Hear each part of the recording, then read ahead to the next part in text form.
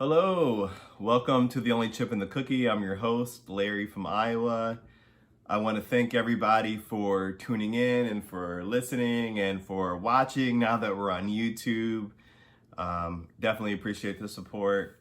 Also, I just have to thank all the podcast supporters out there. Thank you for everybody that's buying the merch. Thanks for everybody that's buying the cookie mugs and the cookie sweatshirts and the anti-racist AF hoodies and sweatshirts and t-shirts and things like that. Really, all of that support helps to make the podcast better. And speaking of the podcast, we're about one, maybe 2 episodes away from a season finale.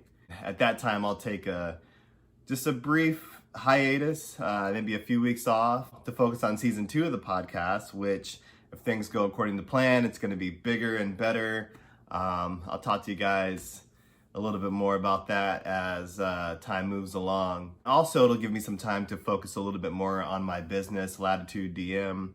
I talk kind of fast, so I'll say it again. That's Latitude DM. And a little bit about that is basically it's me talking to organizations or whoever about anti-racism, about diversity, equity, and inclusion, hosting workshops and focus groups and things like that. So I'm available. I can do virtual stuff. I can do in person, whatever you need. So I'll have all the links to all that information on the description of this podcast. But you guys know how to find me, right? You guys know. Follow me on Instagram, Chip and Cookie Pod. I answer my DMs. I don't have a ton of followers, so I answer my messages on there. So feel free to reach out to me anytime. So really, though, thank you so much for your support. I would have never thought in a million years that people from Germany or from India would be interested in what I have to say, but it is what it is, right? So anyway, thank you all for your support. So there's a couple things I want to talk to you guys about today, and I'll start with a personal issue, with a family situation that has happened to me within the last week. So as I've mentioned a bunch of times, my wife and I, we have 5 beautiful kids, 5 awesome kids. This story here is about my oldest daughter, who is 12 years old.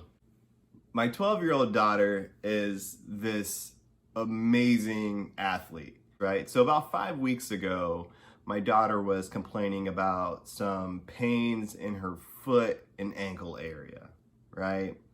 And it started off as kind of small complaints, and with her being in sports, one minute she's hurt and then the next minute she's back to business, right? So, those first few weeks didn't really think much of it, but as time went along, she was complaining more and more, and now she's like having a hard time getting out of bed and things like that. A part of me was kind of like, man, come on, toughen up.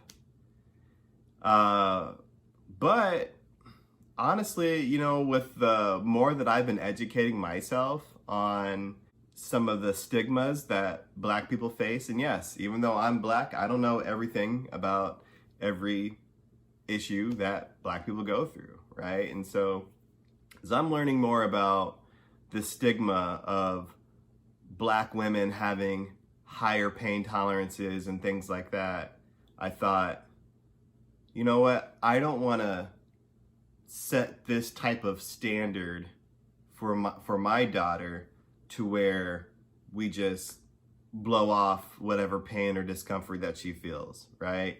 If she learns now at this age, at 12, that this is how people are going to treat her when she has pain, that could cause some major issues down the line. And so I thought, all right, enough of this. We're going to go to the doc and we're going to get this thing looked at. We actually go to one of those walk-in clinic types of things. I wanted her to have an x-ray, and the main pediatric office that she goes to, there wasn't an x-ray tech on site that day. So they said, you should go down the street to our express clinic. All right, cool. So we mask up, get in the car, go to the clinic, and everything is starting out great. Front desk staff, the woman that was working behind the counter, super friendly, took my information, confirmed who I was. I'm dropping a gem right there. Confirmed who I was. Pay attention, because that's gonna make some sense later. We go back, and the nurse that took her vitals and measured her and stuff like that, later, I mean, all that was good. That was a great experience. By the way, I'm 5'8" and my daughter is 5'5", so I'm definitely not gonna be the tallest person in my family for much longer, which is cool. I'm cool with that. So then we go back, and even the physician, right? The physician was a super nice dude, super cool. I'm 30. I'm almost 36 years old. This guy seemed, maybe around my age, maybe a little bit younger. I don't know. A white physician. But any white guy that has like the little chin strap thing going on, black folks, give me a thumbs up or something. Holler if you hear me. But something about white dudes with the little chin strap. You think, oh, okay, they must be down with the culture. I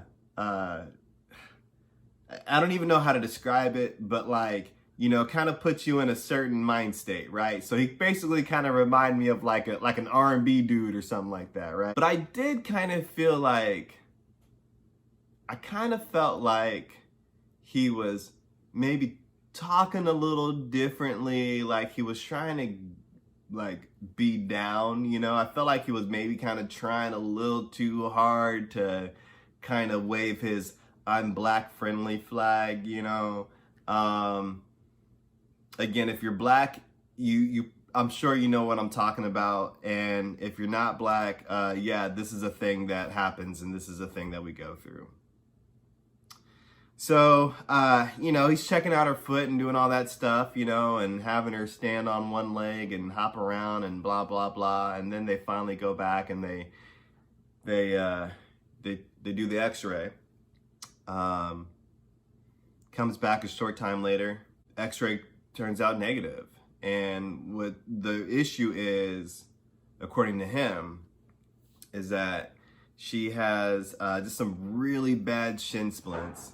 He says, I'm sorry, but you're gonna have to take at least 1 week's rest from sports. And right now she's in soccer and she's in volleyball, right? So she loves sports, and so she was a little let down by that, but she's happy and relieved that that there's a diagnosis and there's a potential remedy for all this, right? Yeah, so a week off from sports and also a week off from gym class. As we get ready to wrap up, he says, I'm gonna go to the front and I'm gonna type up an excuse letter that you can give to your coaches and that you can give to your school to excuse you from these activities for a week. We're in the room for one more second, or 1 more minute rather. Comes back, gives me the excuse letter. Immediately I just hand it off to my daughter, and then we leave. We leave the room. Wave goodbye to the clinic staff. Walk out. Get in the car. Right. So my daughter's riding shotgun. I'm in the front seat. I start the car, but before I back out, I'm checking my work email, or I'm doing something on my phone before I leave. And my daughter, she looks at me and she goes, "Dad," with a real serious face. I'm like, oh shoot, something's going on. And she reads to me the letter that the physician typed up, okay? And I'm not gonna, it's 3 sentences long, but I got one sentence into the letter, and I realized that there was a huge problem. So here it goes. I'm just gonna read the one sentence. I'm gonna leave out my kid's name. To whom it may concern, a patient was seen in my clinic on 10/1/2020 and accompanied by her brother.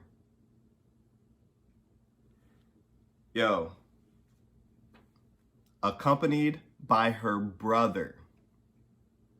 Now, some of you guys are watching this video right now and you're like, well, you look young.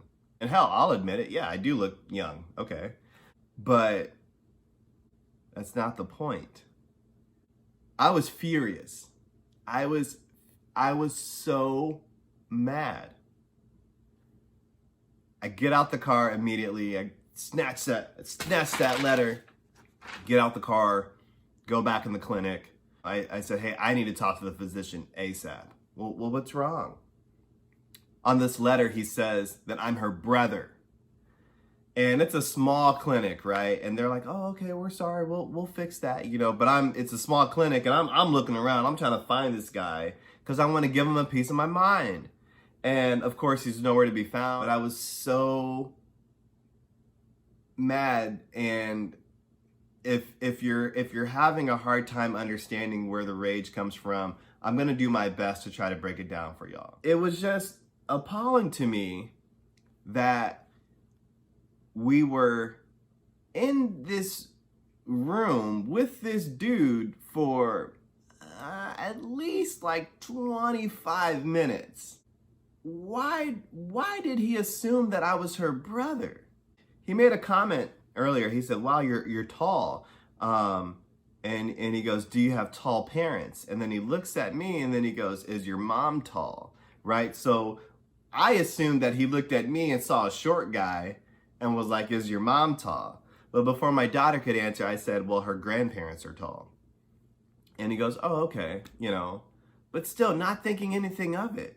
So how is it that you have a patient in your room, there's some guy in the room with you and the patient, and you don't establish the relationship between the two? I thought that was very weird. Honestly, I thought it was unprofessional. But then it goes deeper. There is this ugly myth that Black men don't take care of their children. That is not at all true. In fact, most of the Black people that I know, literally most of the Black people that I know have had their moms and their dads in their lives, whether they were together or you know, whether the parents were together or whether they were separated, you know. Most of my Black friends know and have relationships, intimate relationships with their fathers. But if you study history and if you study racist propaganda, you'll learn that this fabricated lie was intentionally created to create a certain concept and opinion about Black people in this country. And so I'm just all these emotions, all these thoughts are running through my head. Like, do you think that this girl comes from a family where the dad just isn't around, so the brother has to do stuff? I mean, and then, yo, if you think that I'm her brother, are you taking this appointment as serious as it should be taken? Are you telling us the truth? Are you, you know, or are you holding back? Because, you know, I don't understand how the HIPAA and all that stuff works, but I mean, are you holding back because you assume that I don't have the legal right or the legal authority to hear what's going on? I mean, there's just so much, and even you could probably tell that even talking about it now, it kind of gets my blood boiling. I was very disappointed that happened. But I wanted to share that with you guys because, you know, especially for the allies out there that are interested in helping to make the lives better for the Black folk or for the other people of color within your communities or within your workspaces, I want to let you guys know that this is a real thing. It's real that Black women are treated very poorly within our medical system. It's also real that, well, it's not real, but there is a real myth out there of the absentee Black father. That is a myth. And I don't know, I almost want to call that clinic out. I should, but I'm not going to do that. I'm not going to do that. And some of you guys are probably listening and you're like, Larry from Iowa, you're tripping. It was an honest mistake. Well, hey, these are my honest feelings. You might see on social media from time to time this call for a need for more Black doctors and things like that. And that's why, for the advocacy. We need Black doctors. We need advocacy. But most importantly, Black folks are looking for fair treatment when it comes to these types of situations, needing to take your kid to the doctor or bringing yourselves to the doctor. I used to think that it was strange when I would hear some Black folks say that they don't trust doctors and things like that.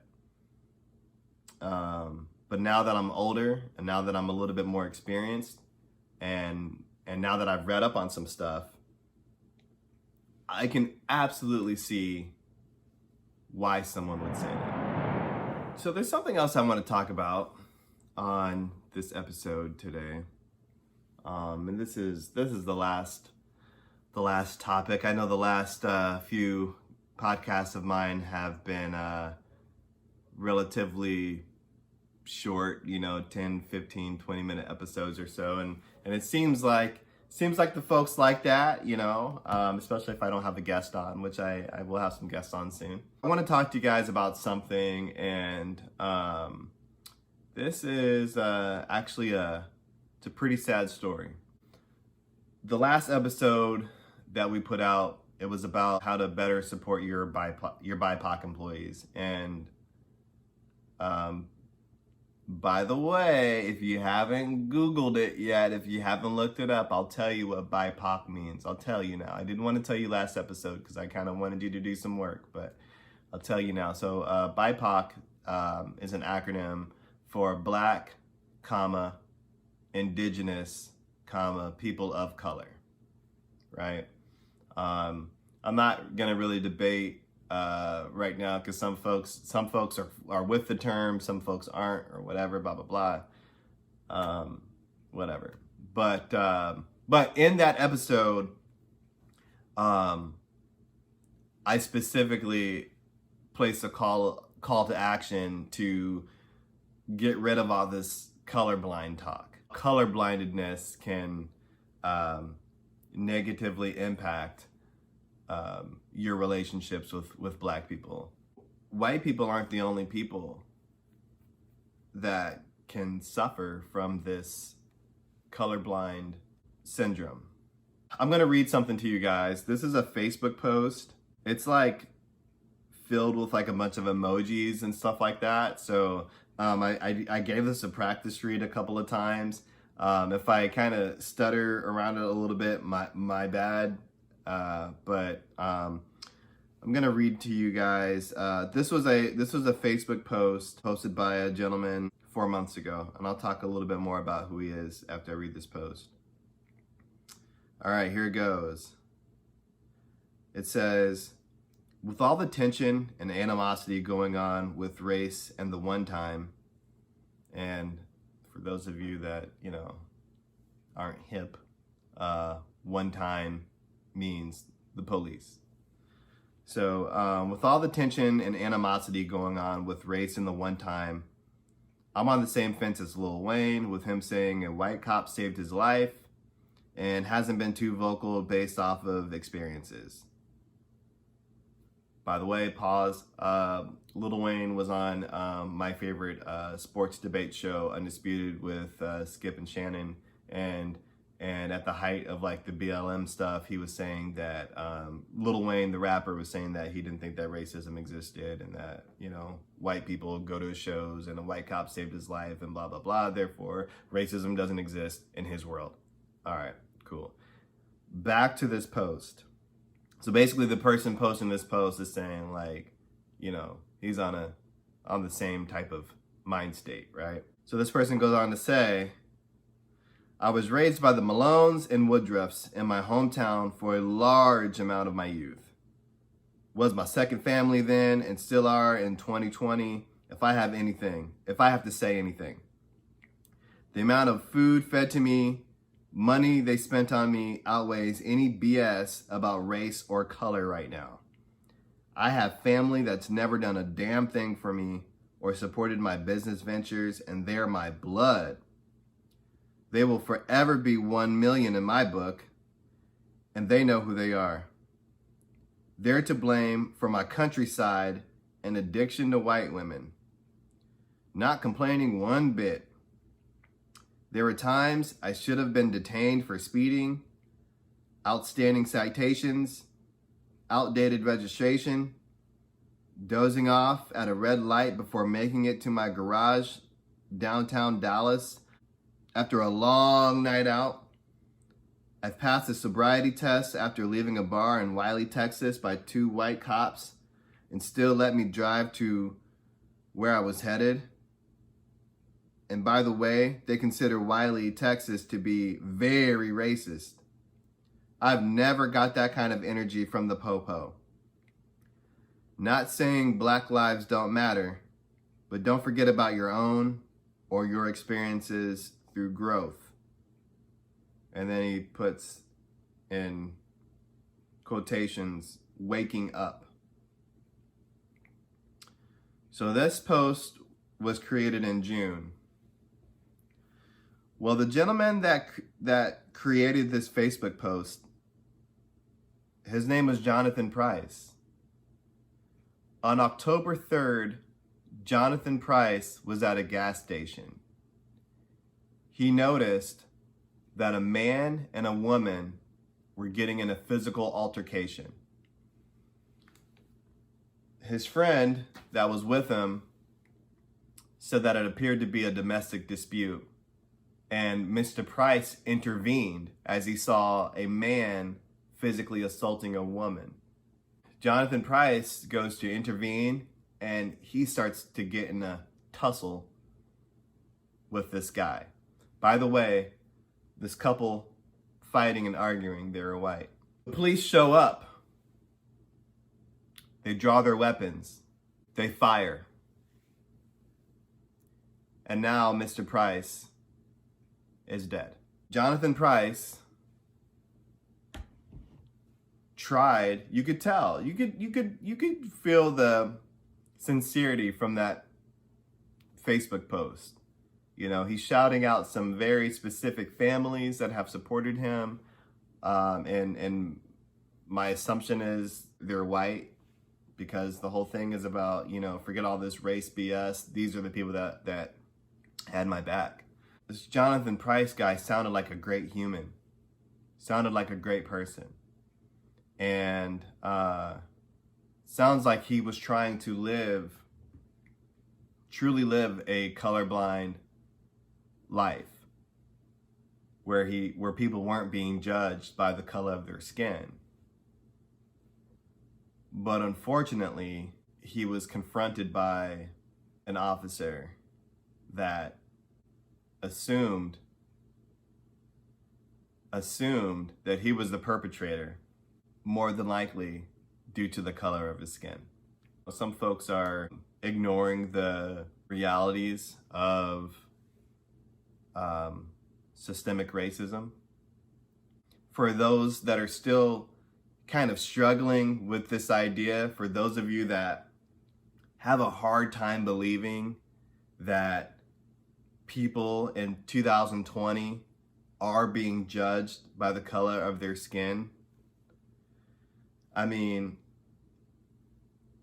I don't think it can get any more clear than this.